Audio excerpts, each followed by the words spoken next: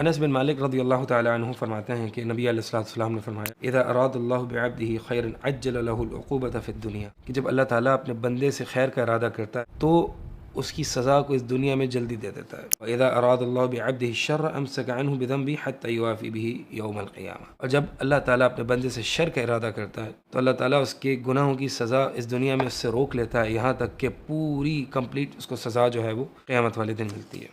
اس حدیث میں ایک بات تو یہ معلوم ہوتی ہے کہ ایک انسان کو جب دنیا میں کوئی مصیبت یا تکلیفیں آتی تو اس کے گناہوں کا کفارہ بن جاتی ہیں. اس کا مطلب یہ نہیں کہ ہم اللہ تعالیٰ سے دعا کریں کہ اللہ ہمیں اس دنیا میں ہی ہماری گناہوں کی سزا دے. ہر حال میں اللہ تعالیٰ سے عافیت طلب کریں، لیکن اگر مصیبت یا تکلیف آئے یا پریشانی آئے تو پھر اس پہ اللہ تعالیٰ سے اجر و ثواب کی امید رکھیں اور گناہوں کے کفارے کی امید رکھیں، اس سے میرے گناہ معاف ہو رہے ہیں. کیونکہ دنیا کی مصیبت جو ہوتی ہے نا وہ آخرت کی مصیبت کے مقابلے میں اس کا کوئی کمپیریزن ہی نہیں ہے، وہ میں بیان ہی نہیں کر سکتا. جو آخرت کی صرف آگ ہے وہ دنیا کی آگ سے 70 گنا زیادہ ہے، اس کو کوئی کمپیریزن ہی نہیں ہے. لہٰذا اگر اس دنیا میں کوئی مصیبت آتی ہے وہ انسان کے اپنے گناہوں کی وجہ سے آتی ہے. جیسے کہ ایک حدیث میں آتا ہے کہ جب تم دیکھو کہ اللہ تعالیٰ کسی بندے کو دیے جا رہا ہے دنیا، اس کی زندگی میں کوئی پریشانی نہیں آ رہی، جو وہ چاہتا ہے اس کو مل جاتا ہے، اس کے گناہوں کے باوجود اللہ تعالیٰ سے دے رہا ہے، تو پھر یہ جان لینا یہ استدراج ہے. استدراج کہتے ہیں یعنی اللہ تعالیٰ گناہوں پر ڈھیل دیتا ہے، فوراً نہیں پکڑتا، اور وہ بندہ سمجھتا ہے میری تو زندگی اچھی ہے اور اللہ تعالیٰ میرے ساتھ خوش ہے تبھی تو مجھے اتنی ساری نعمتیں دے رہا ہے. تو بندہ ایک دھوکے میں ہوتا ہے، ایک ڈسیپشن کی زندگی گزارا ہوتا ہے،